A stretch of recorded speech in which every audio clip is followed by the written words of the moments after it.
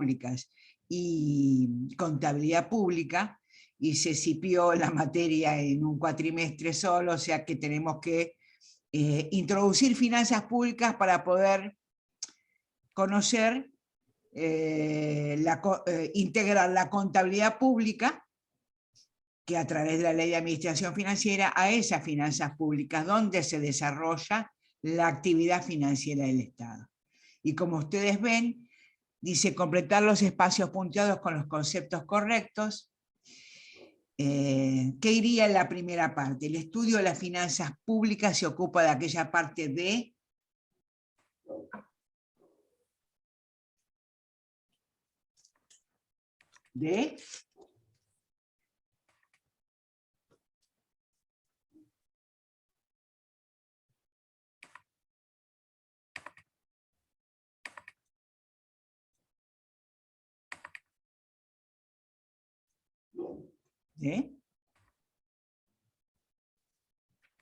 ¿a ustedes qué les parece?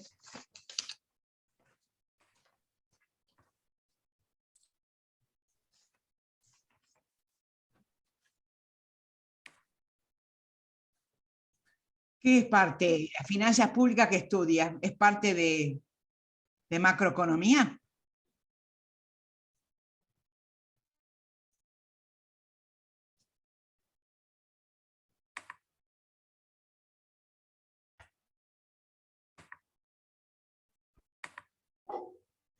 Estoy conectada, ¿no?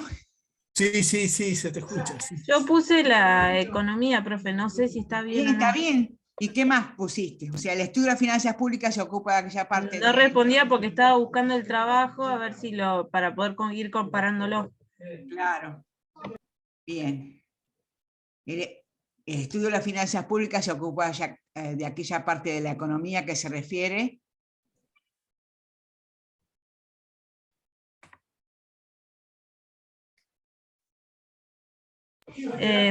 Ahí le digo.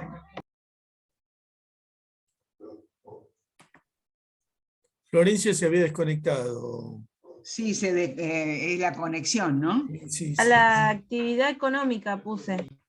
Bien, a la actividad económica del Estado como organización política de la sociedad. Es decir, que comprende. ¿Qué comprende? El nivel de actividad. El nivel de actividad. De los gastos públicos, de los ingresos públicos necesarios. Sí. Y de los efectos que tienen sobre el sector privado. O sea que es el estudio de la actividad financiera del Estado, tanto los recursos como los ingresos y el nivel de esa actividad que ejerce el Estado, como para poder funcionar mínimamente y poder satisfacer esas necesidades públicas. Bien, ¿qué es el Estado? Claro, para poder saber qué es, cuál es la actividad financiera del Estado, tenemos que saber qué es el Estado. Y el Estado, eso, como organización humana, cuenta con los siguientes elementos. Son 5: población, territorio, fines, poder y soberanía. La población es aquella población que étnicamente se junta, que tienen un pasado en común, una historia. Esa es el elemento humano que hace que un Estado exista. Después tenemos el territorio. Bueno, sí, tenemos el territorio, que es la base física donde esa población habita y que tiene límites específicos. ¿Ustedes van anotando? Sí, sí, profe, igual esto va, el mío, en mi caso, este trabajo yo lo entregué y el profe me lo corrigió. Ah, bien, bien.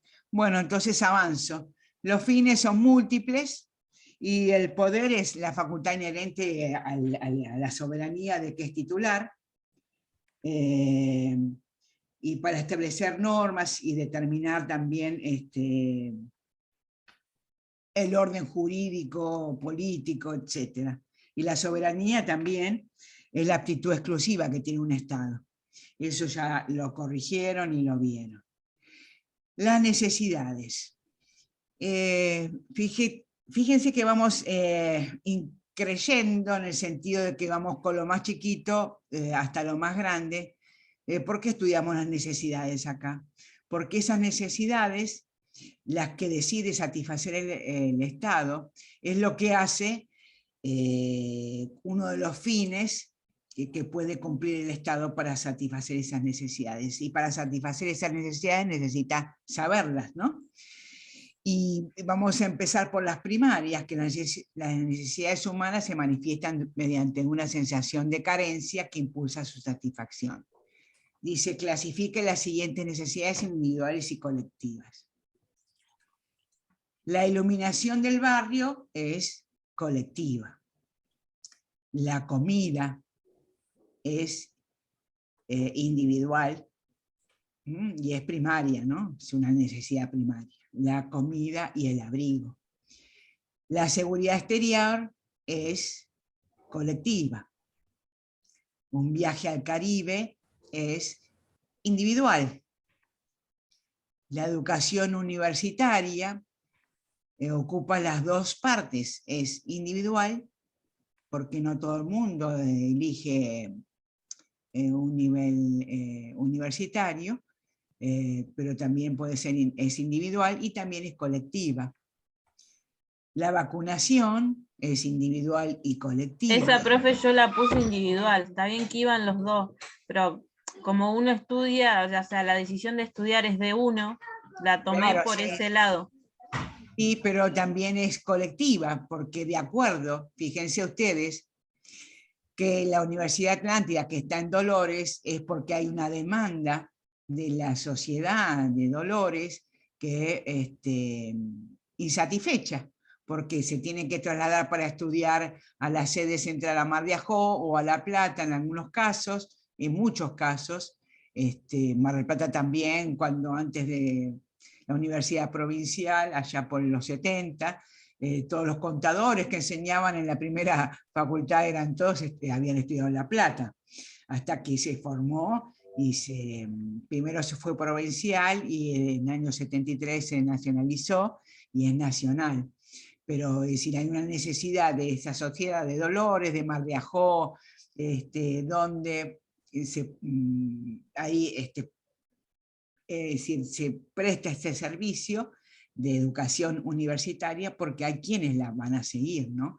Y para achicarles también, y para dejar que se asienten o se queden en el lugar de nacimiento, de trabajo que tienen, para poder fortalecer los vínculos de esa sociedad de Dolores o de la que se trate, ¿no? Por eso es colectiva y es individual.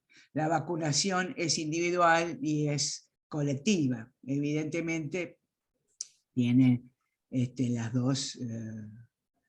Hay gente que es antivacuna, pero bueno, es personal, también es individual, se dan cuenta. Administración de justicia es colectiva, la seguridad interior es colectiva y también es individual. Fíjense que debido a la seguridad interior las mutaciones que hacen las sociedades, ¿no? Donde hay más violencia, más robo, etc. Si bien hay seguridad interior satisfecha o brindada por el Estado, muchas veces ponen rejas, hay vigilancia privada, hay alarmas, etc., para darse cuenta que es individual y colectiva. Primero fue colectiva, en la medida que las sociedades mutan en muy violentas y bueno, todos vamos cambiando con los años, pero para peor es esto, ¿no? Para darse cuenta. La trascendencia es individual, obviamente. No todo el mundo tiene ese sentimiento como reconocimiento social que es individual. La recolección de residuos es colectiva. la red caminera es colectiva y los aeropuertos es colectiva. Si ustedes hacen una columna de los dos, ahí nos pregunta si se puede establecer un orden de preferencias para la columna de necesidades individuales. Y seguramente ustedes van a decir que sí. El viaje al Caribe, o la educación superior, o la vacunación, cada uno tiene su orden de preferencia. Y las primeras que van a poner van a ser abrigo y comida o alimentación, porque son necesidades importantes, primarias. Sin esas no podemos seguir. Pero ¿es posible establecer un orden de preferencias con las necesidades colectivas? Y eso es más difícil de seleccionar. Y ahí vamos, evidentemente las necesidades colectivas dependen de la sociedad determinada, algunas se podrán establecer y otras no, un orden de preferencias. Eso de acuerdo.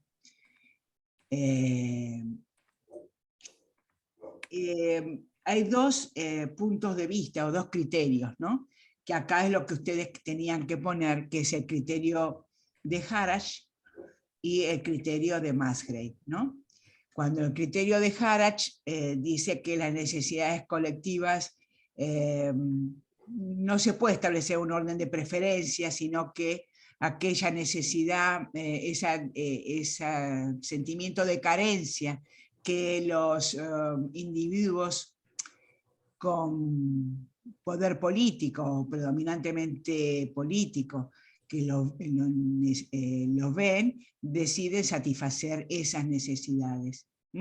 Esa es la opinión sintéticamente de Harach. Es mucho más complicado leerlo a Harach, pero básicamente es lo que dice. Los grupos con dominación política, que tienen el poder político para satisfacer necesidades, deciden si esa necesidad colectiva que viene en la sociedad van a satisfacer o no, ¿no? Yo siempre pongo el ejemplo de Fútbol para Todos, en la época en que se daba por cable y el poder político decidió que sea abierto y que sea fútbol para todos, que no se pagara para verlo. Y eso fue una decisión política, porque podía ser un bien privado, una necesidad que se satisfacían individualmente pagando el cable. Esa es la... someramente la opinión o el criterio de Harach. Mientras el criterio de Musgrave dice que sí, que se puede establecer un orden de preferencia de las necesidades colectivas. ¿Por qué? Mediante la votación. Los votantes, al elegir tal o cual candidato con una plataforma política que lo respalde, están eligiendo al candidato A porque tienen esas promesas, algunas veces se cumplen, otras veces no se cumplen, pero esas promesas o la plataforma política que van a hacer esto, lo demás allá, al establecer la votación, los individuos, los ciudadanos, establecen o dan a conocer sus preferencias. Y esas preferencias, el que tenga el mayor voto, es decir, va a satisfacer eso. O sea, pueden revelar sus preferencias con esa plataforma política que han elegido. Por eso dice que sí, mientras que Harach dice que no. Evidentemente nosotros, creo que la experiencia nuestra, nosotros nos volcamos más a la opinión de Harach, ¿no? Porque bueno, hay muchas necesidades colectivas sin satisfacer, si no veremos todas las protestas que hay de acuerdo a la conflictividad de esta sociedad, ¿no? Que en el mundo está mucho más conflictiva, ¿no? Pero bueno, es importante establecer esas diferencias, aunque se puede establecer necesidades colectivas, todo depende de la sociedad cómo se desenvuelva. Bien. Cuando una necesidad se transforma en necesidad pública y una según Harrach, como dice ahí, dice, una necesidad se transforma en necesidad pública cuando es asumida como tal por los componentes de los órganos decisorios del Estado. O sea, se transforma en pública de esos componentes decisorios del Estado, es lo que decide satisfacerlas, ¿no? Según Harrach. ¿Y cómo se manifiesta el carácter público de una necesidad? A través de la asignación presupuestaria. Si no disponen de los medios monetarios o la asignación presupuestaria, no la van a satisfacer.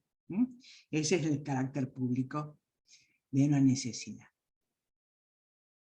Y para completar con la definición correcta de acuerdo a la bibliografía consultada, si ustedes que han puesto, la bibliografía de Harrach es esta, ¿no? Porque esto es un ABC, resume práctico, todo condensa la opinión de Harrach y un poco la de Musgrave, ¿no?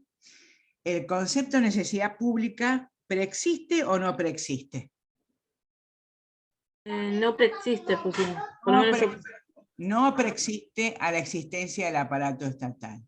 ¿Este es o no es? No es.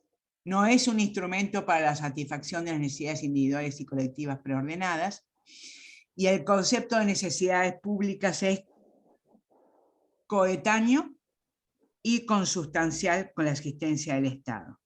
Coetáneo quiere decir que es contemporáneo, y consustancial es en simbiosis, o sea que es a la par, no es primero uno ni el otro el segundo. Coetáneo y consustancial con la existencia del Estado, y las necesidades públicas no son las que determinan los fines y cometidos del Estado para satisfacerlas. Esto es una definición de Harrach muy importante, que es para reflexionarla y poder aprenderla, porque no se la van a acordar seguramente. Y ahora vemos bienes privados y bienes públicos. ¿Por qué estudiamos los bienes privados y los bienes públicos? En la teoría hablamos de las fallas del mercado, y una de las fallas del mercado es la existencia de bienes públicos en comparación con los privados. Una de las fallas es la existencia de bienes públicos, otra falla es la existencia de monopolios naturales, otra falla es la información asimétrica. Y hay varias fallas, y sobre todo en la existencia de bienes públicos,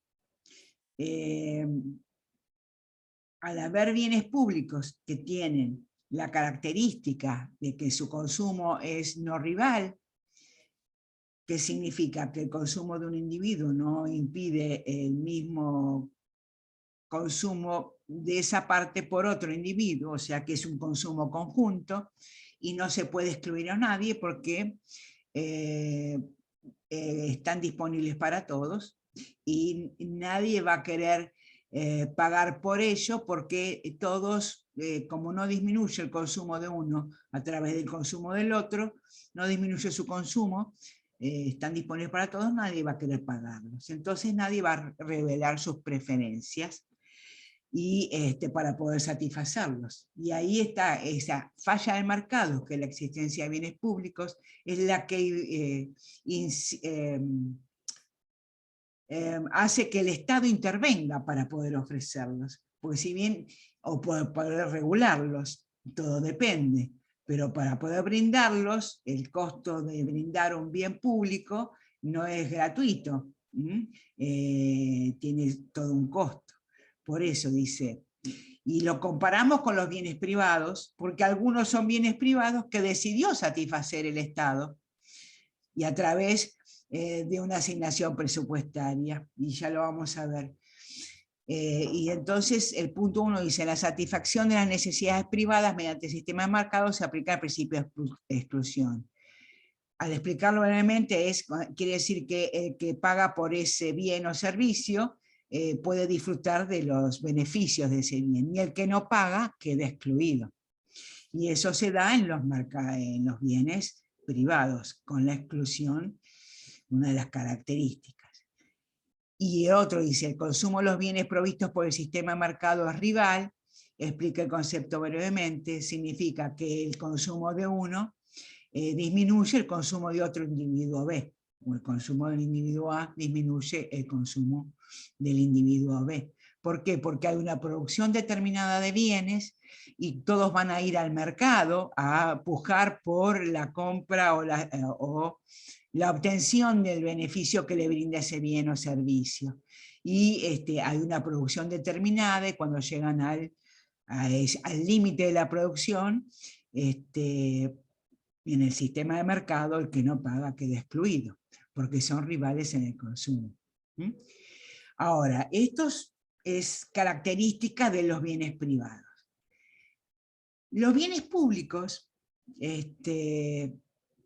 tienen el bien público por excelencia, sabemos que es la defensa exterior, porque nadie va a estar dispuesto a pagar por ello, toda vez que si la defensa exterior, Gendarmería, vigila las fronteras, los del interior no van a querer pagar por ella, porque ya están defendiendo por una invasión supuestamente, ¿no?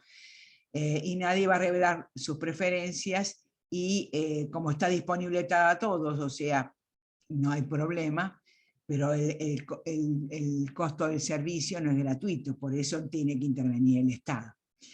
Ahora dice, de los siguientes bienes y servicios, explique cuáles cumplen con el principio de exclusión y consumo rival y cuáles no cumplen con ambos y cuáles cumplen parcialmente, es decir, con uno solo de ellos. Y ahí tenemos uno, a ver, el servicio de transporte de trenes. La exclusión es posible, ¿verdad? Y es rival en el consumo. ¿Por qué? Porque el lugar que ocupa un pasajero, parado, sentado, no lo puede ocupar el otro, hay una capacidad determinada.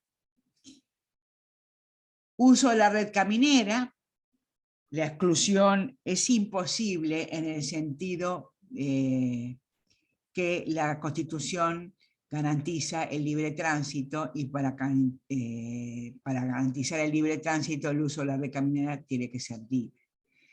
El asunto de la autovía que ustedes conocen es porque tiene que haber caminos alternativos para llegar al mismo destino, que se pueden tomar sin pagar un peaje. Y el uso de la red caminera también es rival porque el lugar que ocupa un auto no lo puede ocupar el otro. Y todo depende de la congestión que haya, porque al hacer consumo conjunto puede haber una congestión, ¿no? Iluminación de la costa, la exclusión es imposible y el consumo es no rival porque ilumina toda la costa y ilumina a todos los que pasan por el lugar. No podemos impedir que que todos están iluminados. La limpieza de la arena, también, ojo, que el costo de iluminar la costa no es gratuito, pero es un bien que lo brinda el Estado a través, bueno, cobrará a través de otros servicios, otros impuestos, tasas, el servicio, pero en forma encubierta, ¿no es cierto? No tanto de la costa, pero sí del alumbrado de la calle. Pero estamos hablando de la costa. Y la limpieza de la arena, que también tiene un costo para el municipio, a menos que sí, pero es un costo para el municipio, también la exclusión es imposible y el consumo es no rival. Con respecto a los recursos pesqueros internacionales, que está con asterisco, parece que fueran bienes públicos, pero los recursos pesqueros internacionales son bienes cuya exclusión es imposible, porque estamos hablando de los océanos y están abiertos y es muy imposible excluir a ningún barco que quiera pescar en aguas internacionales, pero el consumo de los recursos pesqueros son rivales en el consumo. Cuanto más presión se hace sobre un recurso, menos hay para todos. depende de la tecnología de los barcos, de la capacidad de bodega y de la tecnología de captura. Algunos son más depredadores que otros, y los recursos comunes, que se llaman recursos comunes, son aquellos que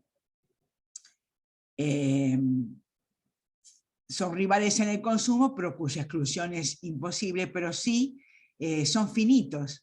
Si no se los regula o si no se los maneja de una forma determinada, se pueden agotar. Y dentro de los recursos comunes están los peces, que son especies migratorias, lo que nosotros pescamos, o lo que pescan la flota extranjera, en la milla 201, que fuera el mar argentino, no viene al mar territorial argentino.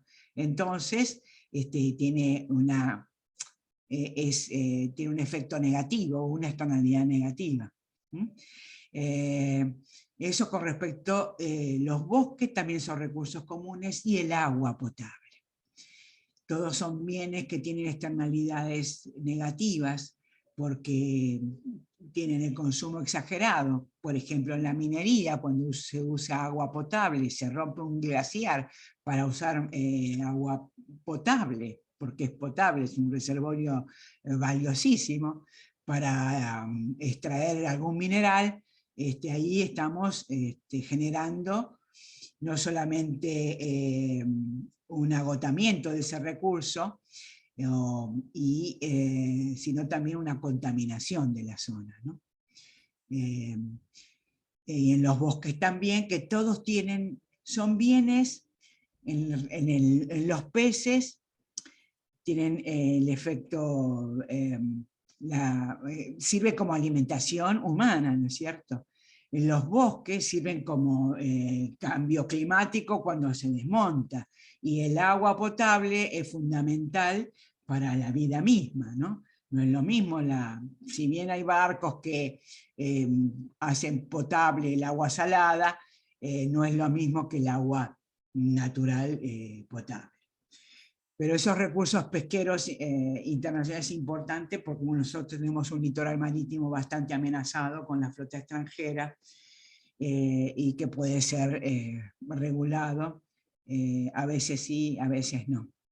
Después vamos a hablar sobre eso, porque, bueno, le debo haber hablado de las externalidades, que las externalidades es una falla del mercado. La defensa nacional, ya vimos que la exclusión es imposible y el consumo es no rival. La educación superior, la exclusión es posible, la educación superior.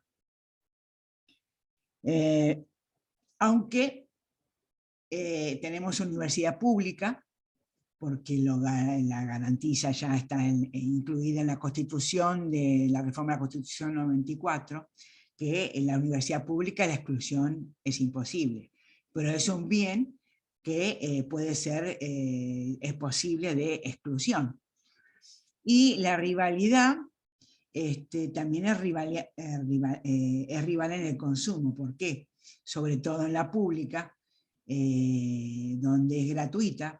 Es decir, cuando si llegamos a un punto de congestión, donde si bien admitir un alumno más no tiene un costo marginal mayor, es cero, cuando se admite más hay que ampliar el costo marginal de ampliar la cantidad de alumnos para una misma materia, significa aumentar los docentes o aumentar el aula, y el costo de aumentar un docente o aumentar el aula, o comprar un megáfono para hablar más fuerte, es decir, no es cero.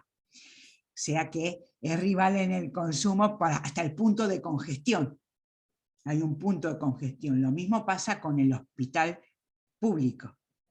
Al aumentar la demanda, hay un punto, colapsa el sistema. Evidentemente acá en todos los hospitales públicos, de acuerdo, y cuanto más crisis económica hay, más demanda del hospital público hay, y hay colas, hay que anotarse, hay gente que va muy temprano aunque esté enferma. Eso es decir, es el punto de congestión donde hay que ampliar el servicio. Y eso lo tiene que tener, esos son los bienes que después vamos a ver, bienes privados, porque también hay salud privada, no solamente salud pública. Se puede cobrar servicios, pero no todo el mundo tiene acceso. El programa de TV es la exclusión es imposible.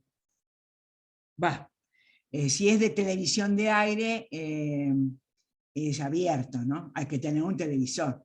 Pero el programa de TV también puede ser, si tienen Netflix o un streaming y todo eso, o cable, ya la exclusión es posible porque hay que pagarlo, ¿no? Uno tiene acceso si paga para ver determinados programas. La de aire no. Pero hay que tener un televisor. La exclusión es posible en el programa de TV. Y el consumo es no rival porque lo pueden ver millones de personas. De acuerdo a la cantidad de personas que lo vean, mayor rating tiene y más cobro de la publicidad que hace. El suministro de energía eléctrica, la exclusión es posible y el consumo es rival. Cuando tenemos crisis, sobre todo en verano, que en Capital Federal prenden, o en los lugares de más calor, pero en Capital Federal es donde se consume mayor aire acondicionado, colapsa el sistema en algunos periodos, ¿no? Colapsa el sistema de energía, ¿no? De suministro.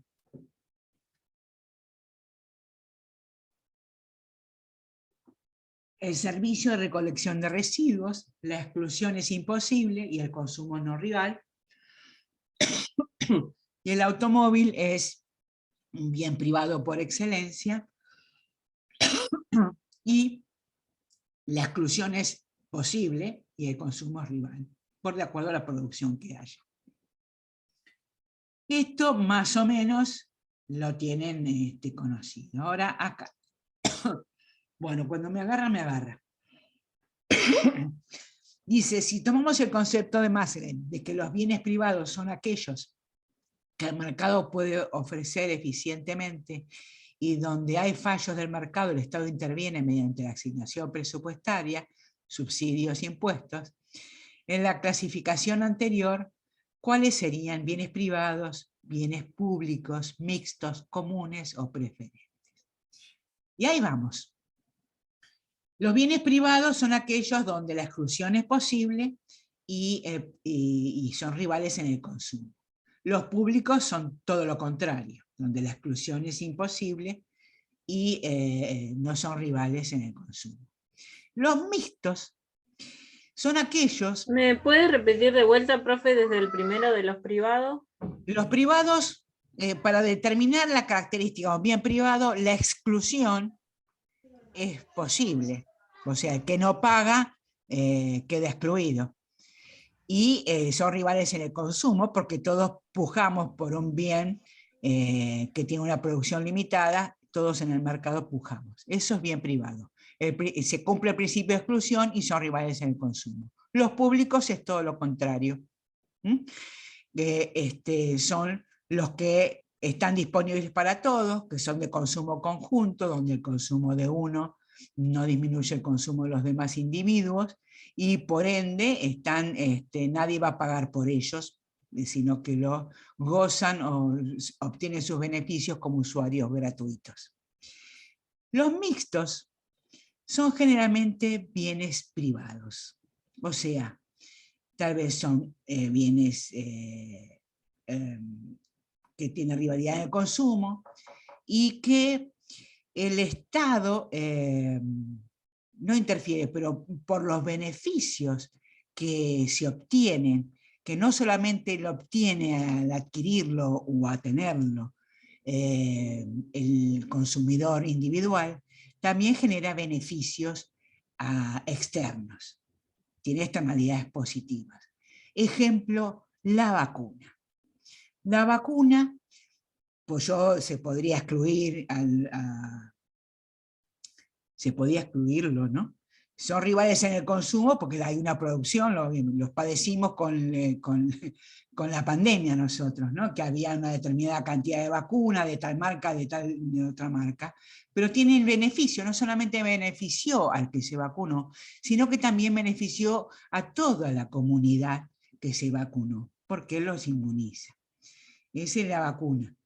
También la educación tiene beneficios externos. No solamente beneficia al que se educa como educando, sino que también beneficia a toda una comunidad, porque una comunidad más educada parecería ser más civilizada, ¿no?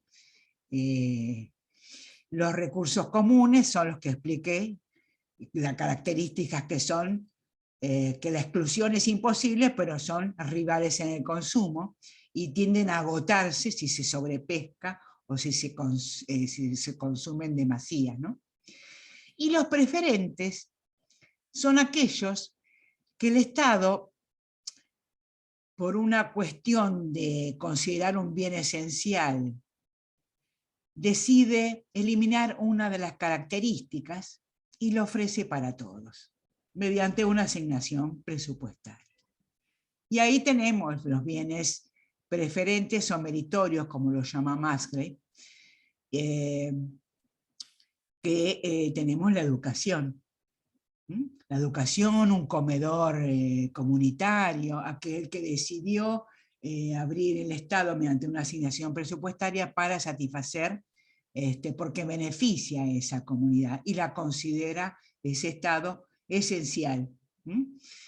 Entonces, como privados, ¿a cuál tendríamos nosotros? Hay uno que es el último, que podría ser privado, ¿no? El servicio de transportes podría ser privado. El servicio de transporte de trenes, aunque a nivel internacional es público, pero podemos, acá se paga un precio público, nosotros tenemos una tarifa, un precio por el boleto del tren que va de Mar del Plata a Buenos Aires, mucho más bajo que el micro, el ómnibus, pero el servicio de transporte de trenes podría ser bien privado.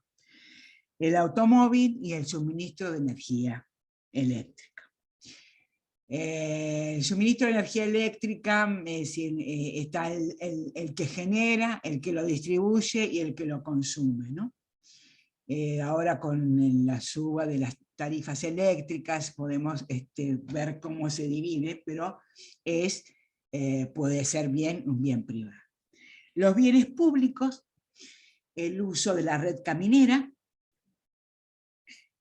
la iluminación de la costa, la limpieza de la arena, la defensa nacional y el servicio de recolección de residuos. Públicos porque su consumo son más bien no rivales en el consumo y que están disponibles para todos. Aunque el costo de brindar tenga un costo, por supuesto. Y como tienen esa característica que la exclusión es imposible y son no rivales en el consumo, son de consumo conjunto, los tiene que brindar el Estado, sí o sí. Y por eso, al estudiar la actividad financiera del Estado, esa actividad económica, o los brinda el Estado, los hace brindar, o lo terceriza, pero el costo de brindarlo propiamente, por sus propios medios, o hacerlo brindar, no es cero. Estamos estudiando la actividad financiera del Estado. Los bienes mixtos, como les dije, son aquellos que, pudiendo ser privados, tienen beneficios no solamente para aquel que lo consume, sino que beneficios externos, como la educación superior, y acá tengo el programa de tele. Estoy viendo los bienes mixtos del programa de tele. Claro, hay una televisión pública. Hay una televisión pública que la considera esencial para brindar a la comunidad. Los recursos comunes son los recursos pesqueros internacionales y los bienes preferentes, aquel o meritorios, el que Musgrave lo determina, tenemos la educación superior, el suministro de energía eléctrica y el servicio de transporte de trenes. Que tanto el servicio de suministro de energía eléctrica, que tanto revuelo estamos viendo, es porque está subsidiado, ¿no? Fíjense ustedes, bienes preferentes. Cuando el Estado decidió eliminarle una de las condiciones, la exclusión hasta determinado punto, pero se subsidia. Y el servicio de transporte de trenes también está subsidiado porque el costo de brindar el servicio si tiene un precio mucho más acorde a los bolsillos, no como en los autobuses. Esto es para explicar un poco y para entender por qué tiene que intervenir el Estado y por qué el Estado no solamente para mantenimiento, sino para satisfacer esas necesidades que decidió satisfacer por tal o cual motivo, según Harrach o según Musgrave, necesita dinero. Y acá tenemos la opinión de Harrach, que Harrach no habla de bienes mixtos privados, sino de bienes públicos divisibles e indivisibles. Y acá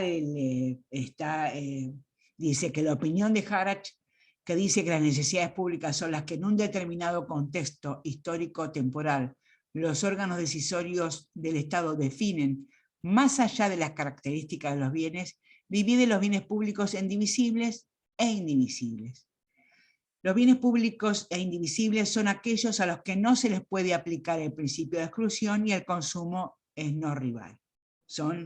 Los indivisibles son exclusivamente los públicos. Los divisibles son aquellos en los que se puede identificar al usuario y no son siempre gratuitos.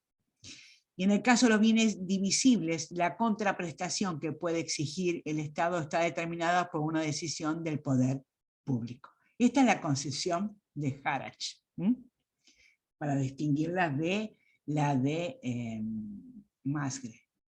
Porque a veces uno lee y a veces no. Por eso este trabajo condensa los conceptos básicos. Y entonces, de acuerdo, vamos a considerar, como divisibles tenemos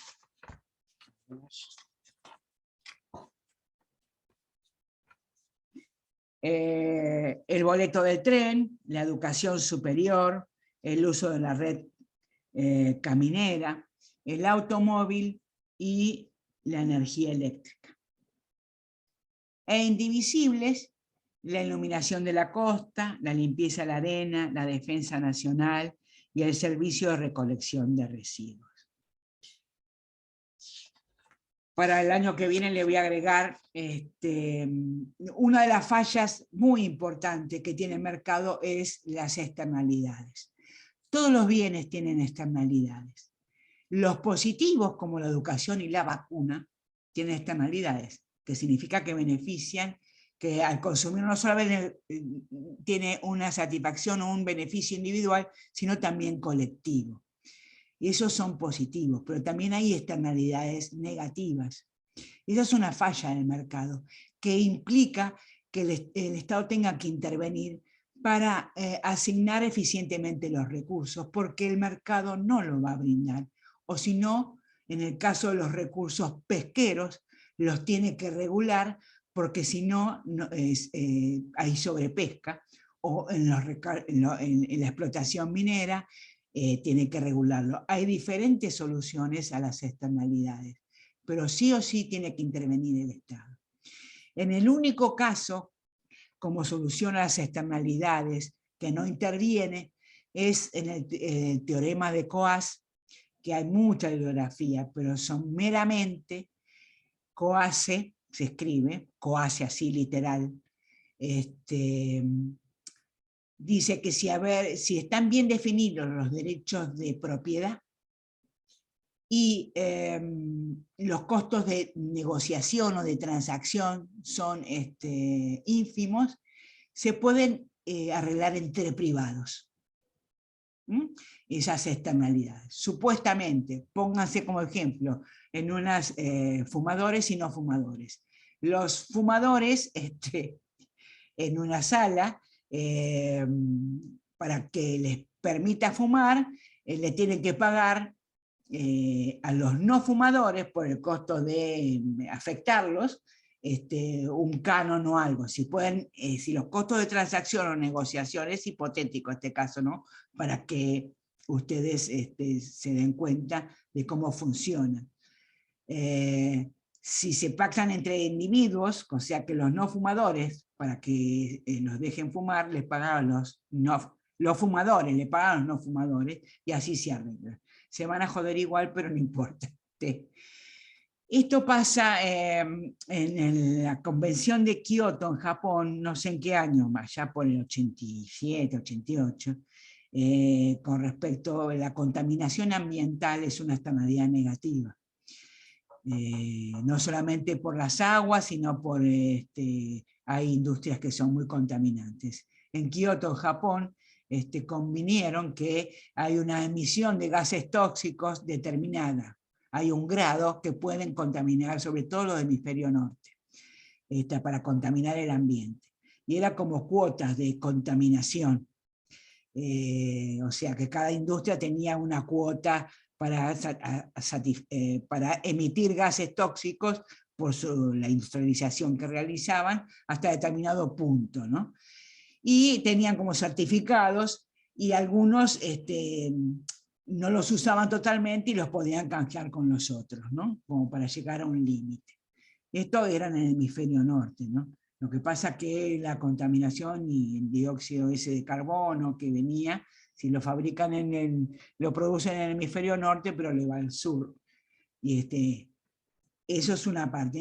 En la Convención de Kioto convinieron esos tratados de negociar hasta un determinado límite la contaminación con unos certificados, y se negociaban entre los que no los usaron con los que usaron. Esto simplificando, mucho más complejo, ¿no?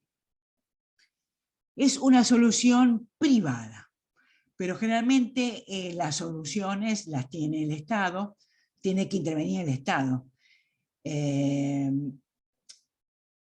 O regulaciones, o subsidios e impuestos, es decir, aquel que contamina, una industria que contamina, se acuerdan con las papeleras, que se van a acordar si ustedes nacieron con las papeleras, ¿no? Nosotros, yo sé que soy más vieja, ¿no? Pero hubo un conflicto con el Uruguay que ponía las papeleras, que no ponían las papeleras. Nosotros tenemos papeleras en el río Paraná y en el Uruguay, pero ¿qué pasa? Con las papeleras contaminaban el río, entonces no querían que la pusieran.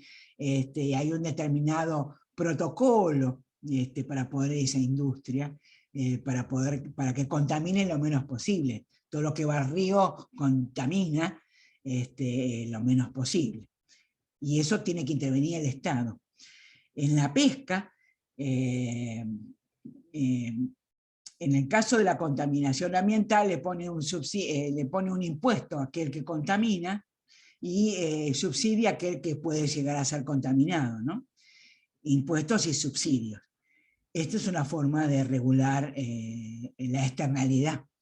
Otra forma también es en la sobrepesca o en la pesca. Es decir, nosotros tenemos hasta las 12 millas marinas es jurisdicción provincial, y hasta las 200 millas, de las 12 a las 200 es jurisdicción nacional. Si dividimos el mar en dos, las provincias con litoral marítimo y el mar territorial argentino nacional. Si se regulan dando licencias especiales para pescar determinadas especies, y con una metodología, con la malla, para poder pescar peces más chicos, más grandes, y no pescar los más chicos, que son los que están creciendo. Es decir, hay una regulación, el Instituto Nacional de Investigación y Desarrollo Pesquero, que es la que hace las investigaciones, ¿no?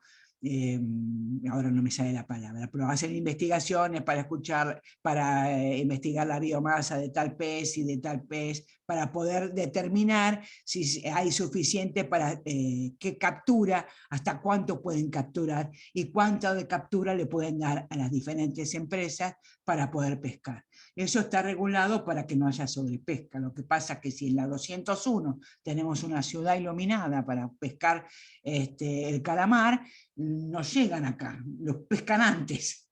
Entonces, por eso, bueno, hay un código de conducta de la pesca responsable que la tiene la FAO, que es un organismo de las Naciones Unidas para la alimentación, que determina que en aguas internacionales se debe respetar, entre comillas, le digo porque no hay quien los vigile, pero bueno, se tiene que respetar determinadas tecnologías y formas de pesca.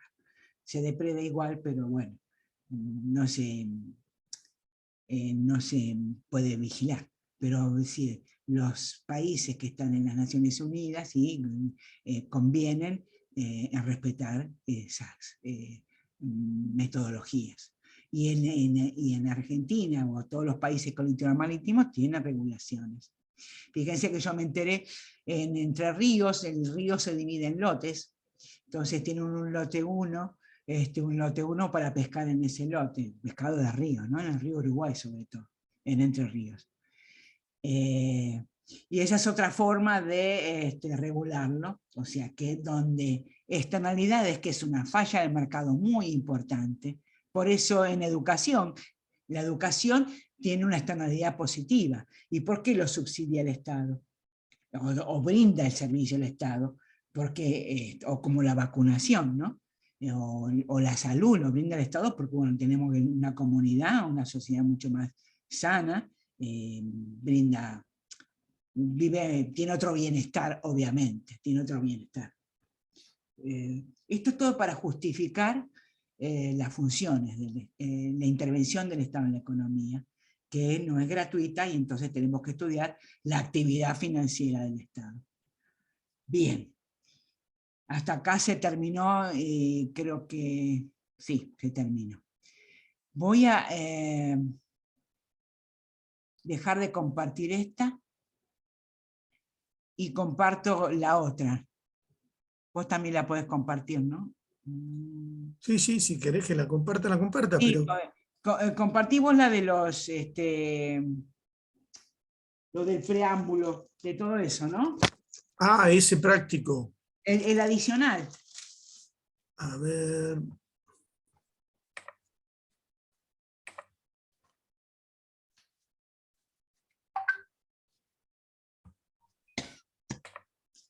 Este es el adicional, sí, que lo están viendo ahí los chicos. Ay, se me fue. Ahí está. Con uno adicional está ahí. Sí. Fíjense, yo acá lo tengo desarrollado, ¿no?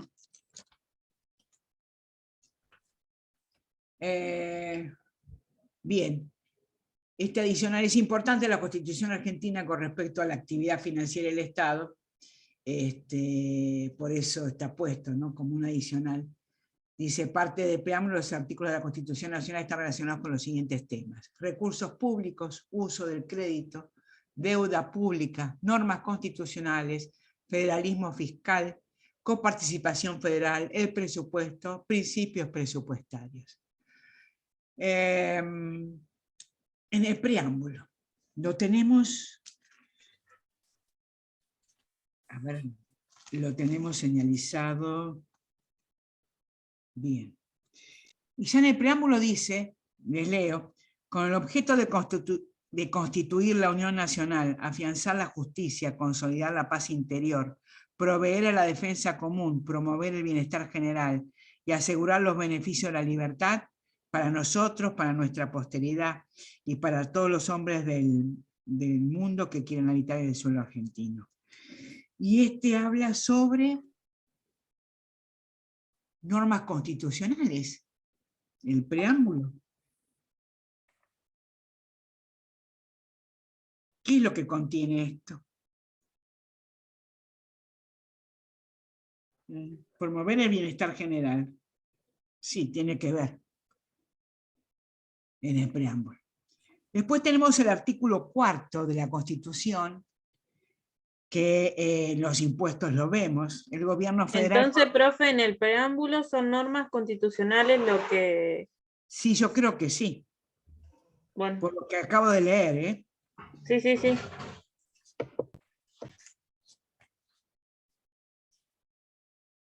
Claro. Lo que indica, en mi opinión, el más preámbulo... que nada, en el preámbulo son los objetivos.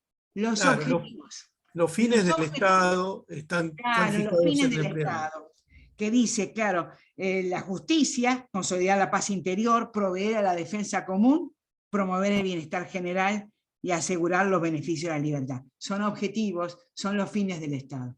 Para asegurar eso, tiene que proveer algunas cosas.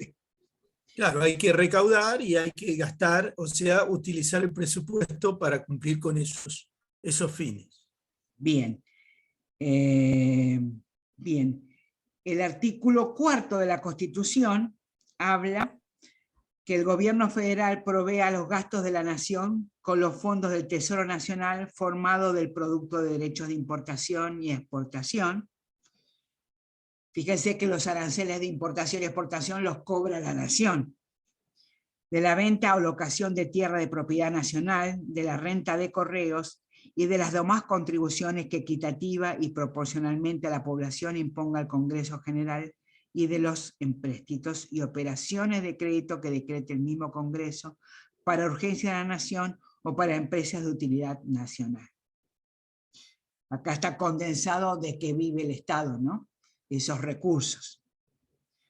El artículo 5, cada provincia dictará para sí una constitución bajo el sistema representativo republicano, de acuerdo con los principios, declaraciones y garantías de la Constitución Nacional, y que asegure su administración de justicia, su régimen municipal y la educación primaria.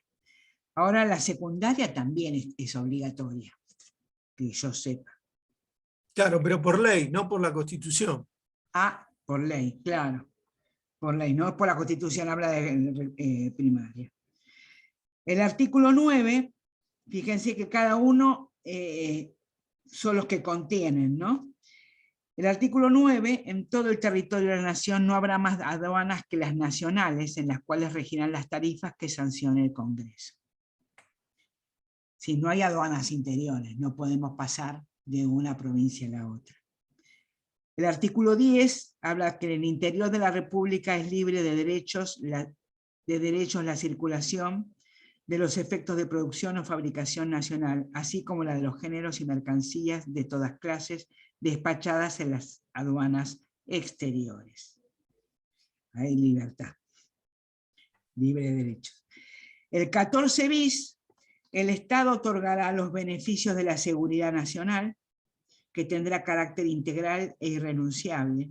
En especial, la ley establecerá el seguro social obligatorio que estará a cargo de entidades nacionales o provinciales con autonomía financiera y económica, administradas por los interesados con participación del Estado, sin que pueda existir superposición de aportes, jubilaciones y pensiones móviles, la protección integral de la familia, la defensa del bien común, del bien de la familia, la compensación económica familiar, el acceso a una vivienda digna. Bien. ¿Qué tengo yo puesto? Claro. Acá tengo que el artículo 4 habla de recursos, el artículo 5 habla de normas constitucionales. El artículo 9 habla de las aduanas, el artículo 10 habla de las aduanas, el artículo 14 habla de la no confiscatoriedad. Habla de la no confiscatoriedad. Como para resumirlos, ¿no?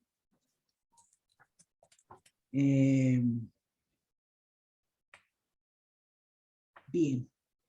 El artículo 16, todos sus habitantes son iguales ante la ley y admisibles en los empleos sin otra condición que la idoneidad.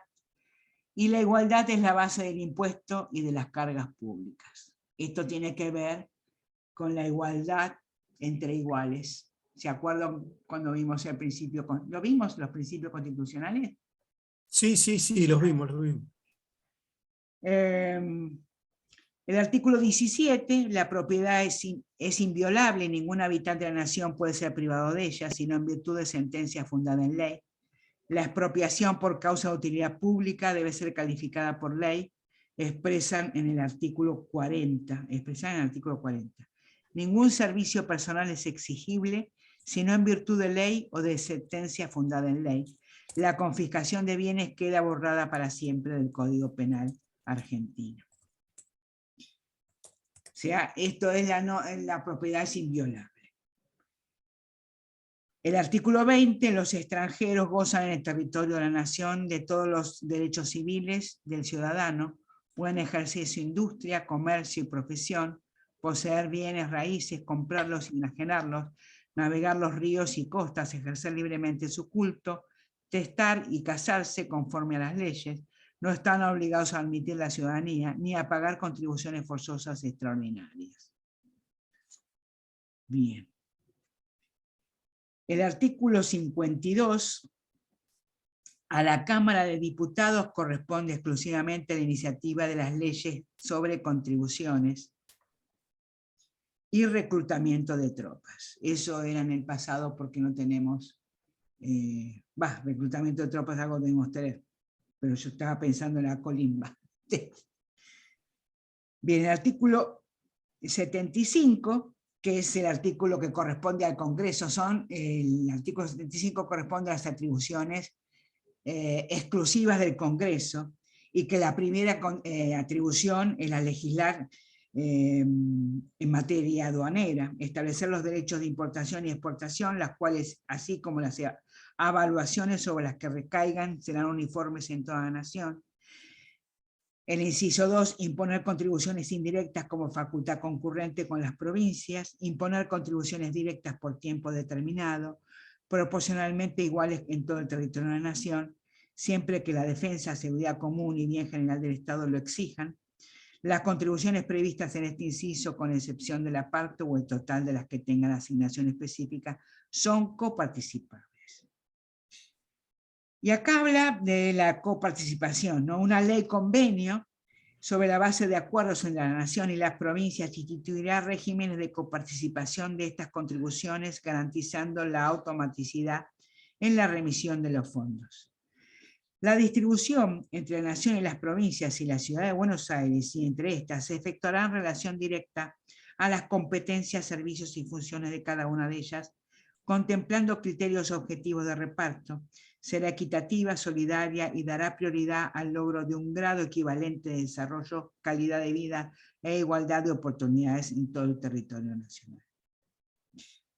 Esto es importante porque desde que se sancionó la reforma de la Constitución Nacional, que es la Ley Suprema de la Nación, desde el 94, dijeron que en el 96 tenía que hacer una ley nueva, una ley convenio de coparticipación federal de impuestos, donde todos los impuestos nacionales, como el IVA, ganancias, bienes personales y demás que sean nacionales, no todos los impuestos nacionales son coparticipables. Los derechos de exportación no son coparticipables.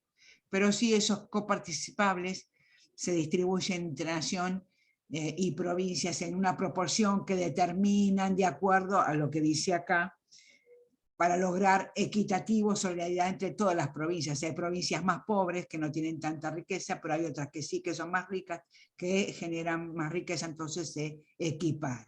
Hay una distribución primaria y una distribución secundaria.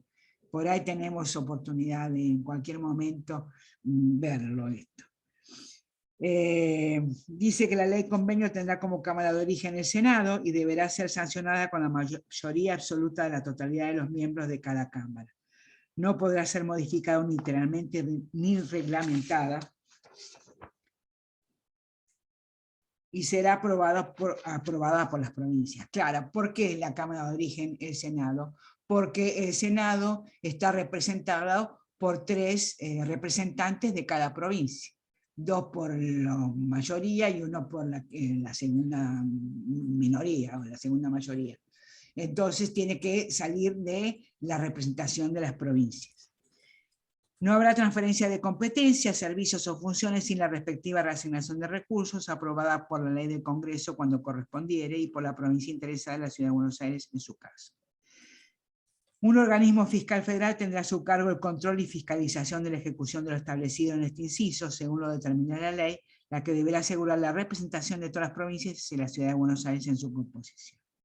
Bien, esto estamos con el Congreso, Atribuciones del Congreso. El inciso 4 habla de contraer empréstitos sobre el crédito de la nación. El inciso 5, disponer el uso de la enajenación de las tierras de propiedad nacional. El inciso 6, establecer, reglamentar un banco federal con facultad de emitir moneda, así como otros bancos nacionales, que corresponde al Banco Central. Arreglar el inciso 7, arreglar el pago de la deuda interior y exterior de la nación. Fíjense todos los incisos, ¿no?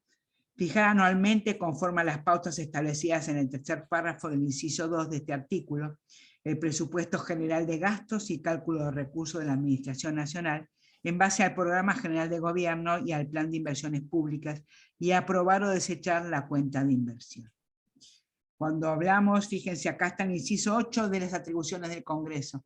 Cuando hablamos del gasto y la autorización del gasto, que vimos que tenía una definición política, un aspecto político, económico y jurídico, donde había que autorizar los gastos. Los gastos en la ley de presupuesto, que es parte de la juridicidad, se autorizan por el Congreso en la ley de presupuesto. Y esos gastos autorizados y los ejecutados van a confeccionar o van a integrar lo que es la cuenta de inversión, que es el rendimiento de cuentas de toda la actividad que realizó o del presupuesto ejecutado en la cuenta de inversión, que tiene que estar aprobada en junio del año posterior a la ejecución del presupuesto. Bien. Tenemos el inciso 9, acordar subsidios del Tesoro Nacional a las provincias cuyas rentas no alcancen, según sus presupuestos, a cubrir sus gastos ordinarios. El inciso 18, proveer la conducente a la prosperidad del país, al adelanto y bienestar de todas las provincias y al progreso de la ilustración, dictando planes de instrucción general y universitaria y promoviendo la industria, la inmigración, la construcción de ferrocarriles y canales navegables, la colonización de tierra de propiedad nacional, la introducción y establecimiento de nuevas industrias, la importación de capitales extranjeros y la explotación de los ríos interiores, por leyes protectoras de estos fines y por concesiones temporales de privilegios y recompensas de estímulo. Yo estoy repasando, la reconozco que hacía mucho que no la leía, estoy repasando la Constitución. Viene bien repasar la Constitución, que es la ley suprema. El inciso 19, proveer lo conducente al desarrollo humano, al progreso económico, con justicia social, a la productividad de la economía nacional, a la generación de empleo, a la formación profesional de los trabajadores, a la defensa del valor de la moneda, a la investigación y al desarrollo científico y tecnológico, su difusión y aprovechamiento. Proveer al crecimiento armónico de la nación y al poblamiento de su territorio, promover políticas diferenciadas que tiendan a equilibrar el desigual desarrollo relativo de provincias y regiones. Para estas iniciativas el Senado será Cámara de Origen.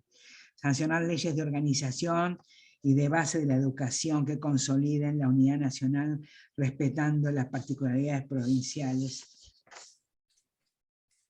De esta reforma, me perdí algo.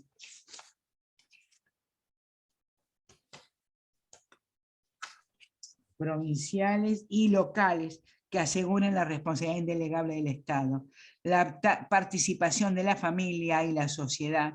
¿Cuántos objetivos, no? ¿Cuántos fines?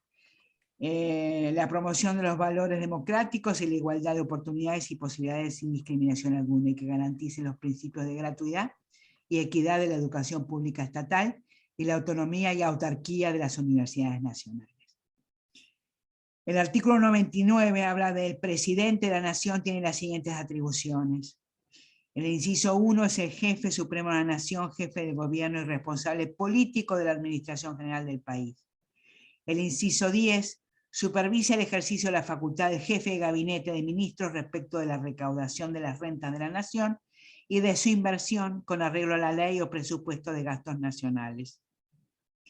Y el artículo 100, el jefe de gabinete de ministros con responsabilidad política ante el Congreso de la Nación le corresponde ejercer la administración general del país, enviar al Congreso los proyectos de la ley de ministerios y del presupuesto nacional, previo tratamiento de acuerdo de gabinete y de aprobación del Poder Ejecutivo, y hacer recaudar las rentas de la Nación y ejecutar la Ley de Presupuesto Nacional.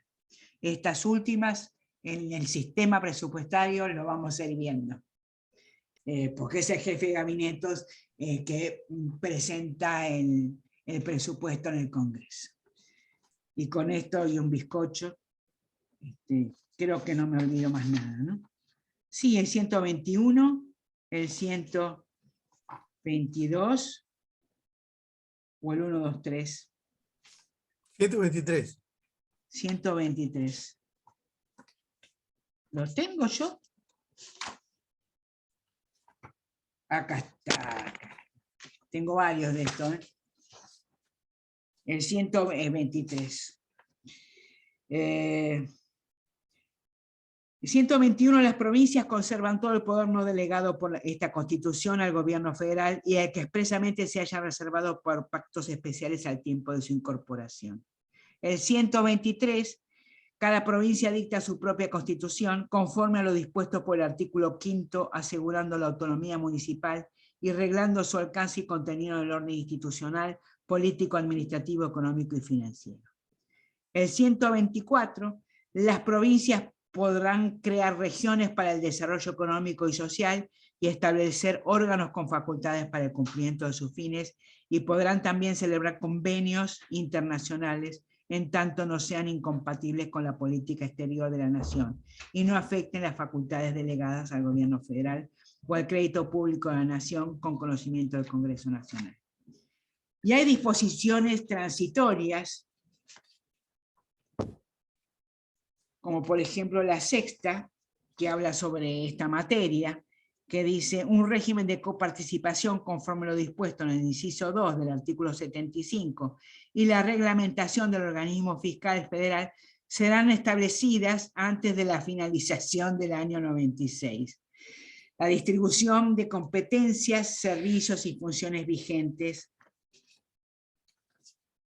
a la sanción de esta reforma. No podrá modificarse sin la aprobación de la provincia interesada.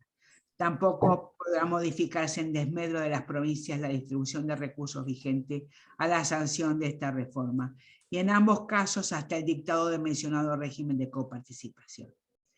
La presente cláusula no afecta a los reclamos administrativos o judiciales en trámite originados por diferencias por distribución de competencias, servicios, funciones y recursos entre la nación y las provincias.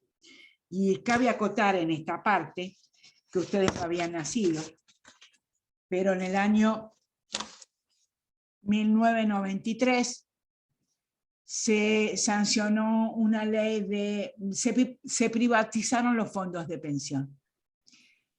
Al privatizarse los fondos de pensión, o sea, las jubilaciones, y quedaron a cargo del Estado como sistema de reparto, todas aquellas personas que estaban por jubilarse o en periodos que no alcanzaban para capitalizar sus aportes previsionales, para poder solventar esa caja, las provincias hicieron un pacto que las provincias resignaban el 15% de su coparticipación federal de impuestos para el servicio, para el SUS, los servicios sociales para el ANSES. Cuando en el 2009 se estatiza las AFJP o los fondos de pensión, las provincias, sobre todo la de San Luis, Córdoba y Santa Fe, reclamaron ese 15% que a partir del 2009 habían estatizado, entonces habían aportado, pero ya no necesitaba fortalecer las arcas del Estado, porque ya tenían los aportes previsionales de empleadores y empleados que lo provenían. Entonces, bueno, después en el 2015, eso fue a la Corte Suprema, y la Corte Suprema determinó que se tenía que devolver ese 15% a todas las provincias que habían aportado en ese periodo, donde ahora está estatizado, por supuesto. Esto es tal vez la anécdota les sirva para acordarse de la coparticipación federal de impuestos. Bien, y con esto hay un bizcocho. Hasta mañana a las 8, diría un compañero mío. Voy a tomar un poco de agua y no tosí. Esto es para completar un conocimiento de que está escrito en la Constitución, hasta los objetivos que tiene que tener una nación. Que, como verán, lamentablemente hay muchos incumplidos, ¿no? Con la crisis que es a nivel mundial, ¿no? Pero bueno, tenemos los objetivos o los fines incumplidos. Algunos se cumplieron, otros no, pero bueno. Propongamos que la ley suprema haga y la colaboración de todos hagamos que esto se cumpla en alguna oportunidad y en mayor medida. Bien, nos vemos la próxima clase.